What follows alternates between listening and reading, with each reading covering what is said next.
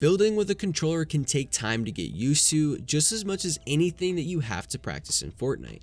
I'm not a player known for building like FaZe Sway or Razor X, for example. I'm more known for my accuracy, game sense, and just being an overall solid player. But if I couldn't build fast and accurately in Fortnite, I wouldn't be any one of those things.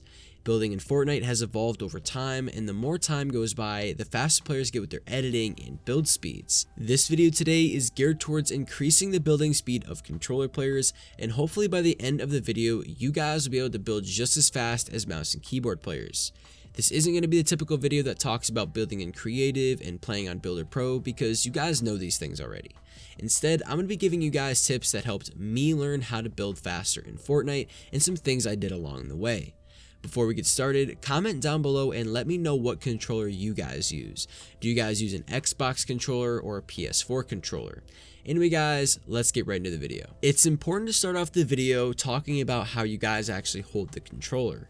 When I first started playing Fortnite, I used to grip the controller pretty tightly and my hands would literally cover half the controller. I quickly learned though that I could move faster and do more if I held the controller loosely. When I started to let the controller relax in my palms a little more, I started to notice that it felt like my fingers were moving faster on the buttons, which increased my build speed and editing speed. If you guys are holding the controller really firmly, this could make it a little harder for you to play fast. If you guys are near a controller, I want you to try it right now. Place the controller in your hands, but let it sink a little bit, and let your fingers loosen up a bit as well. This helps me out personally, and I would love to see if you guys have the same result. This is also more comfortable for myself too, and I found that the harder I grip the controller, I had pain in my wrist after. Of course, changing up your grip will mean that you guys have to get used to it. I think a lot of you guys change the way you do things in the game too much, whether it be sensitivity, a new grip, a new controller, or maybe you're trying out claw. You don't let your brain get used to anything, which is why you don't have consistent success. Learning the patterns and muscle memory of build moves and tactics is another step to building fast with a controller. For example, different momentum and shifts in how a certain fight may be going down might require me to build up and then box up to avoid getting shot from my opponents. Learning how to box up as quickly as possible and learning the different patterns and motions you will have to make to be successful can be acquired by learning the muscle memory. Another good example of muscle memory with builds is doing 90s. Doing 90s is really a good showing of muscle memory. Since a lot of you guys probably do 90s and other builds to warm yourselves up before you play, you can build up muscle memory the same way with your build moves. Try and come up with your own signature builds and build styles that will promote success for yourself. The more you repeat these builds and strategies, the more success you will have in game. This isn't a requirement by any means, but if you're trying to build faster and smoother on controller and you don't play claw or have a scuff, I recommend that you guys jump with R3. Jumping with R3 is really easy, but does take time to get used to.